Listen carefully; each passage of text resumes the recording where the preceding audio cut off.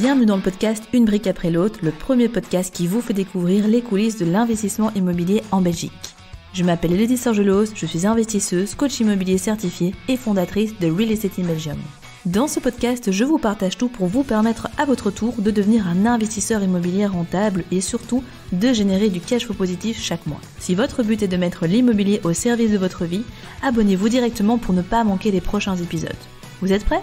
Alors c'est parti! Hello les investisseurs, j'espère que vous êtes en pleine forme. Aujourd'hui, nous allons parler de fiscalité immobilière à l'étranger. Si vous souhaitez diversifier votre parc immobilier en investissant dans un autre pays ou encore vous offrir une résidence secondaire au soleil, mais que vous ne savez pas concrètement comment cela fonctionne au niveau de la fiscalité, cet épisode est fait pour vous. Pour vous dévoiler tout ça, j'ai le plaisir d'avoir à mes côtés un invité particulier qui n'est autre que Olivier Goffy, expert comptable ITAA et fondateur de la société Direct Compta.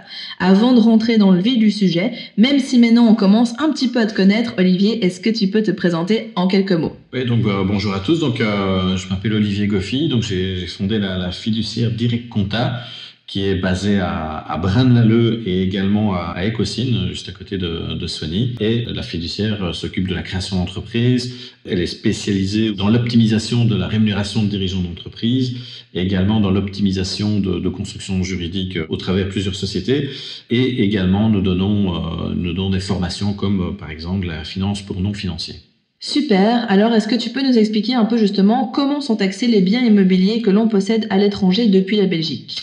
Donc, c'est assez simple. Eh bien, tous les revenus liés aux biens situés à l'étranger, eh bien, sont taxés à l'étranger.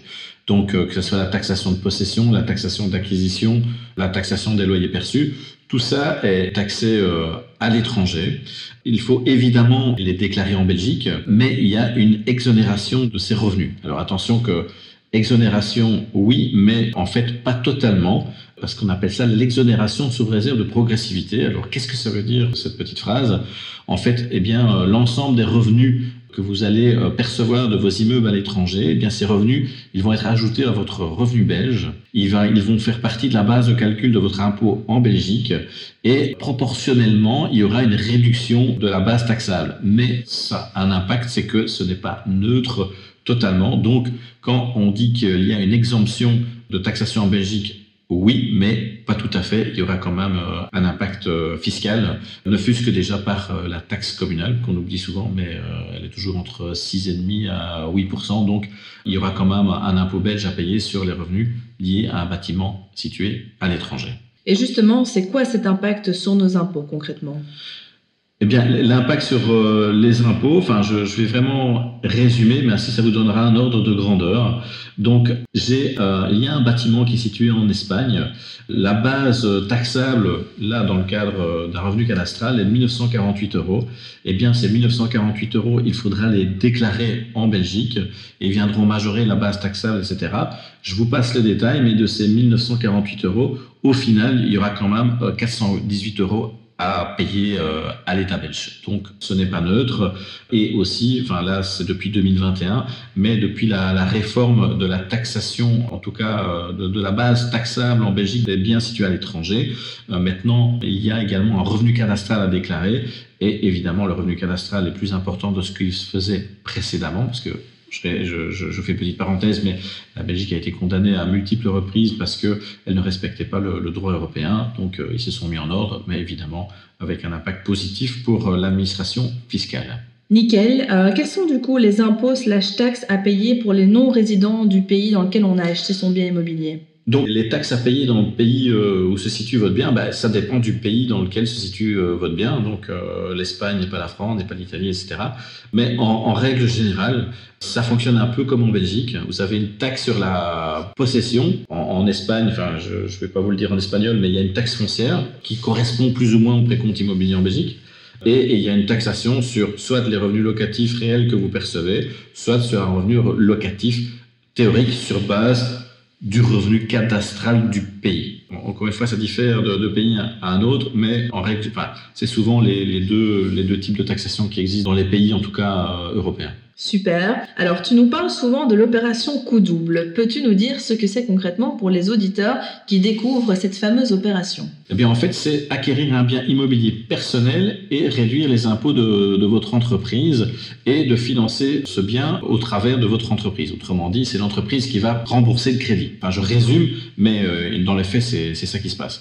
Alors, comment peut-on faire ça? Eh bien, on peut le faire au travers de produits type PLCI, EIP, on peut faire même les deux en même temps. Donc PLCI, c'est une pension libre complémentaire pour indépendants. Donc vous payez plus de cotisations sociales, mais qui vont dans votre poche à terme, mais qui vont dans votre poche à vous, pas dans la poche de l'État. Et ou une EIP, donc un engagement individuel de pension qui n'est possible, ça par contre, que au travers d'une société.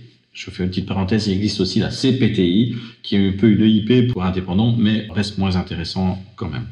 Donc, vous avez ces assurances. Vous allez verser des primes. Ces primes, eh bien, elles sont totalement déductibles au titre de frais professionnels, moyennant certains respects, notamment la règle des 80%. Mais ça, je vous invite à aller voir votre courtier pour qu'il fasse une simulation du montant que vous pouvez payer comme prime. Et donc, vous allez capitaliser. Ça, c'est la base de l'EIP.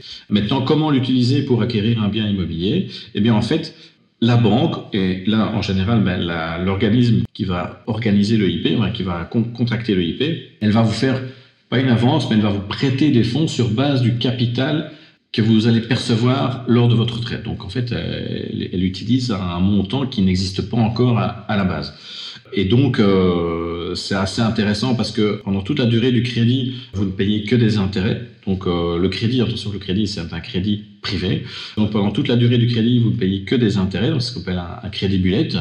Donc, la mensualité est assez faible et le capital est remboursé lors de votre retraite sur base du capital que vous avez constitué au travers de l'EIP. Alors, ça, c'est très intéressant. Pourquoi? Parce que, 1, vous déduisez vos frais professionnels de votre entreprise. 2, vous acquérez un bien privé. 3, vous avez une mensualité assez faible. 4, c'est vrai aussi si vous investissez dans votre propre immeuble, si vous faites une piscine, une cuisine, mais dans ce cas-là, c'est plus un achat plaisir parce que ça ne va pas vous rapporter de l'argent. Mais si vous financez un bien de rapport avec des appartements dedans et qui vont vous amener des revenus locatifs, eh bien là, en plus, vous allez obtenir des revenus locatifs, des revenus. Et de surcroît, ces revenus seront diminués des intérêts que vous allez payer au titre d'intérêt ordinaire. Donc, vraiment, quand je dis l'opération coup double, c'est pas un coup triple ou coup quadruple, mais c'est une façon de faire pour obtenir un bien immeuble en optimisant au maximum les capacités de son entreprise, pour peu qu'elle ait de la trésorerie évidemment, mais c'est très intéressant comme moyen de financer un bien. Super, merci Olivier. On perçoit directement qu'effectivement, il y a vraiment quelque chose à faire avec cette fameuse opération coup double ou triple, quadruple en fonction de comment est-ce qu'on veut l'appeler. Tu as personnellement acheté un bien immobilier en Espagne. Est-ce que tu peux nous raconter un petit peu ton expérience par rapport à ça? Donc j'ai acquis un bien en 2018, en Espagne, donc au sud d'Alicante, et je l'ai financé avec cette opération coup double. Donc j'ai pris une EIP à travers ma société, tout ce que je viens d'expliquer. C'est important si vous faites une acquisition en Espagne, dans un pays ensoleillé ou pas, peu importe, mais dans un pays où vous allez passer vos vacances, il faut avoir à l'esprit que c'est plus un achat quand même plaisir, parce que il est clair que ça va pas générer un cash flow positif. En tout cas, c'était pas mon objectif non plus. Maintenant, si vous voulez générer un cash flow positif, alors tout dépend le bien que vous allez acquérir, tout dépend la stratégie que vous voulez mettre en place. Moi, personnellement, c'était pas mon cas. Je voulais juste un immeuble au soleil et éventuellement que je puisse l'utiliser lors de ma retraite. Voilà, c'était vraiment un achat plaisir. Mais sinon, comment ça s'est passé? Le financement, je l'ai expliqué. En Espagne, c'est plutôt bon marché, faut quand même le dire. Actuellement, les biens neufs, la TVA est de 10%. Les taxes sont quand même relativement faibles. Donc, c'est quand même relativement avantageux parce que c'est des biens vraiment bien finis. Donc, je vous conseille vivement l'Espagne et le soleil si vous aimez cette région.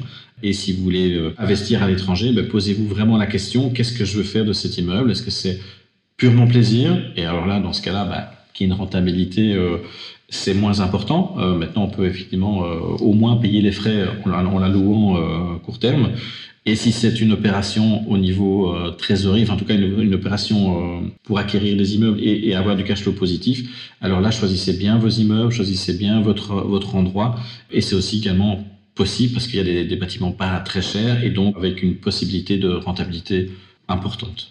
Super, merci beaucoup Olivier pour toutes ces informations. Si les personnes veulent faire appel à tes services, avoir tes conseils pour leur situation, que ce soit à l'étranger ou même chez nous ici en Belgique, où est-ce que les gens peuvent te retrouver ?